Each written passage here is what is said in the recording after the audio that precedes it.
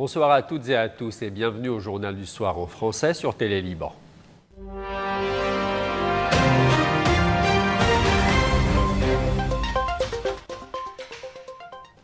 Depuis le palais présidentiel de Bagdad, nouvelle déclaration américaine sur le dossier de l'armement du Hezbollah. L'émissaire Tom Barrack affirme que l'armée libanaise sera la garante sécuritaire du processus de désarmement, soulignant que les États doivent rester une décision souveraine purement libanaise. À Bagdad, au centre des discussions avec les émissaires américains Tom Barrack et Morgan Ortagus, s'impose le dossier hautement sensible du désarmement du Hezbollah. Barrack a insisté que le processus doit se faire pas à pas sans hostilité. L'armée libanaise sera la garante sécuritaire de ce processus. Le désarmement est une décision qui appartient à l'État libanais. Nous ne sommes pas dans une logique de menace mais de coopération. Il a ajouté que le gouvernement libanais a fait un premier pas pour désarmer le Hezbollah. Il revient désormais à Israël de faire sa part pour appliquer le cessez-le-feu qui a mis fin à la guerre. L'émissaire américain a par ailleurs assuré que Washington ne pratique pas la politique de la menace, mais cherche à consolider l'accord de cessez-le-feu. Selon lui, la période actuelle est une opportunité pour la paix et la prospérité des Libanais et de leurs voisins. Le Hezbollah ne peut rien obtenir sans donner en retour, a averti Tom Barrack, appelant le mouvement à envisager le meilleur choix, limiter les armes à l'État. Le président Hollande a insisté sur deux priorités. Obtenir davantage de soutien pour l'armée libanaise et accélérer le lancement de la reconstruction dans les zones dévastées par les frappes israéliennes. Après Bagdad, la délégation a poursuivi ses discussions à Ain et et au Grand Sérail, insistant sur la nécessité d'un dialogue inclusif pour consolider les avancées et préparer un plan économique global. De son côté, le chef de l'armée, le général Rodolphe Haïkal, examine avec l'émissaire américain la question de l'aide militaire indispensable pour renforcer les capacités de l'armée dans l'application de ce plan, d'autant que Washington affirme que l'armée libanaise jouera un rôle central en tant que garant sécuritaire dans le processus de désarmement, tout en précisant que cette question reste souveraine et purement libanaise. Entre promesses américaines et enjeux internes, l'avenir du désarmement reste suspendu aux décisions politiques locales, avec l'armée au cœur du dispositif sécuritaire.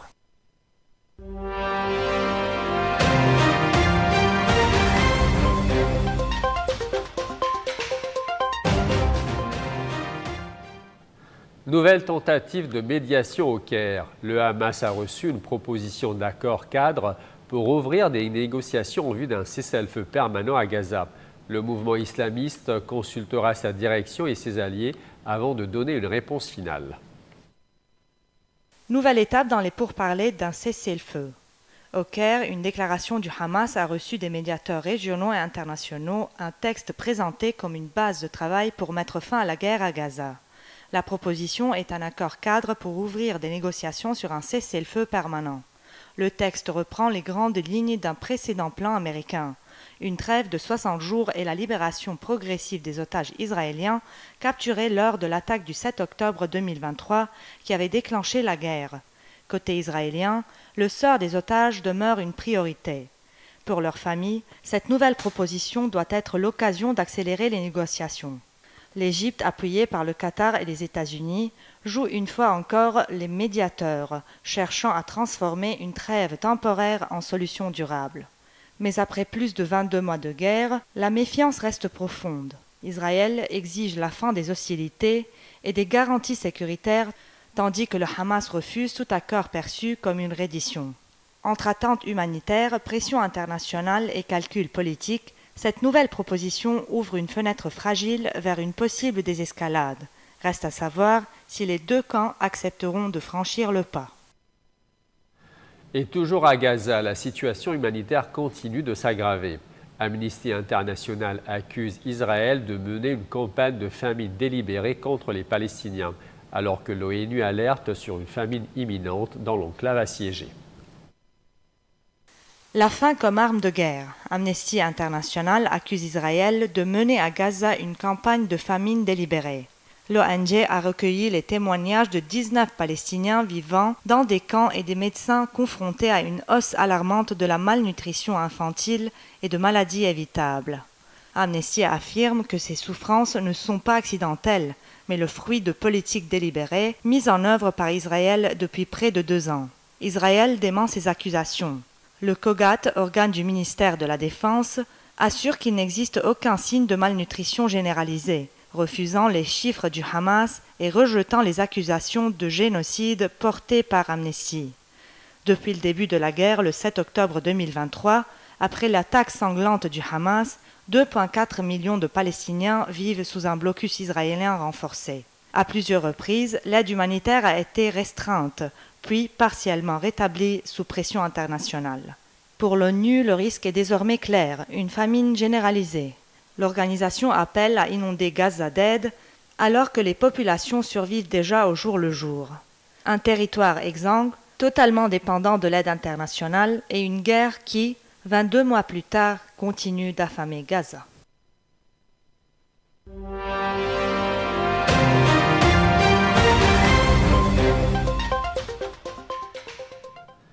À Washington, cette fois, l'Ukraine et ses alliés européens affichent leur unité. Après un sommet infructueux entre Donald Trump et Vladimir Poutine en Alaska, et 6 mois après une humiliation publique au bureau ovale, Volodymyr Zelensky retrouve Donald Trump à la Maison-Blanche, entouré des principaux dirigeants européens.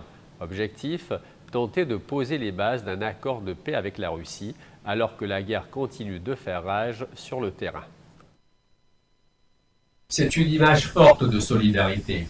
Réunis à Bruxelles, les dirigeants européens ont confirmé qu'ils accompagneront Volodymyr Zelensky à Washington.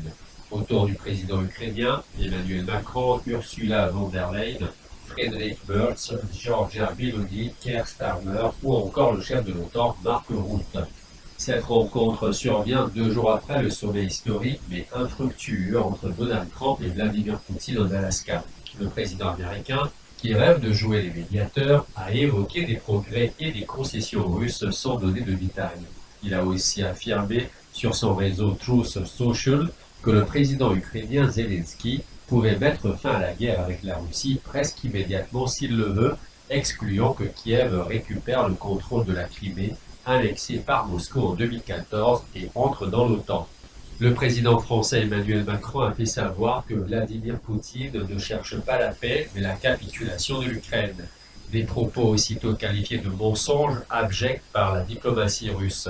Moscou continue d'exiger que Kiev abandonne le Donbass et accepte un gel du front dans le sud du pays. Des conditions rejetées par Zelensky. Sur le terrain, la guerre se poursuit. Dans la nuit de dimanche à lundi, 13 civils ont été blessés à Kharkiv et dans la région de Soumy lors de nouvelles frappes russes. 3 ans et demi après le début de l'invasion, Moscou occupe toujours 20% du territoire ukrainien.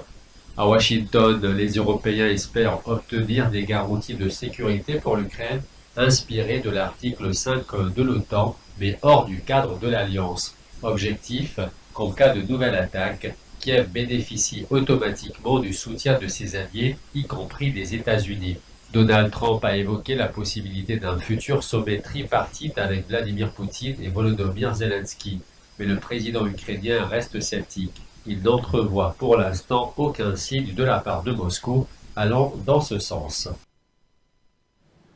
Et enfin, en Chine, de nouvelles communautés exclusivement féminines voient le jour, offrant aux femmes des espaces de solidarité, de détente et d'indépendance, loin des pressions sociales et professionnelles. De l'Inan à Pékin, ces initiatives se multiplient, portées par un besoin croissant d'intimité, de sécurité et de liberté. Un potager, des oies et surtout aucune présence masculine. Bienvenue dans l'univers imaginaire de Keke, une communauté 100% féminine créée par Chen Yani, 30 ans, dans l'est de la Chine. Ici, on cuisine, on rit, on échange. Les participantes viennent chercher un refuge contre les jugements, mais aussi un espace où elles peuvent parler librement de leurs blessures ou de leurs rêves. Zhang Wenjing a 43 ans. Elle affirme qu'entre femmes, on se sent en sécurité. On parle plus facilement de nos relations, de nos expériences, sans crainte d'être jugé. À l'origine de ce projet, un vécu douloureux. Harcelée au travail, Chen Yani a décidé de créer un lieu où les femmes n'auraient plus à jouer un rôle. Elle raconte « Durant mes expériences professionnelles, j'ai souvent été empêchée de travailler normalement. Ici, je veux que les femmes puissent respirer et être elles-mêmes. Les séjours coûtent 30 yuan la nuit, un peu plus de 3 euros, et les participantes viennent parfois pour quelques jours, parfois plusieurs semaines. Le phénomène s'étend. Objectif, bâtir un réseau de solidarité pour celles qui traversent des épreuves ou simplement veulent souffler. Yang Yun souligne. Quand une femme perd son emploi, elle est épuisée ou traverse une crise, elle sait qu'ici elle trouvera chaleur et réconfort. Ces espaces non mixtes se multiplient aussi dans les grandes villes, comme cette librairie-café baptisée La Moitié du Ciel, entièrement réservée aux femmes. Lilith Jiang est la fondatrice. Elle déclare que les hommes ont déjà beaucoup d'occasions de socialiser, les femmes ont besoin de lieux à elles pour inventer une autre manière de vivre. Communauté temporaire ou peut-être modèle de vie à long terme, ces havres féminins répondent à un besoin profond, celui de se libérer des pressions sociales et de réinventer ensemble de nouveaux espaces de liberté. C'est ainsi que se termine ce journal. Merci à vous de votre fidélité et à très bientôt.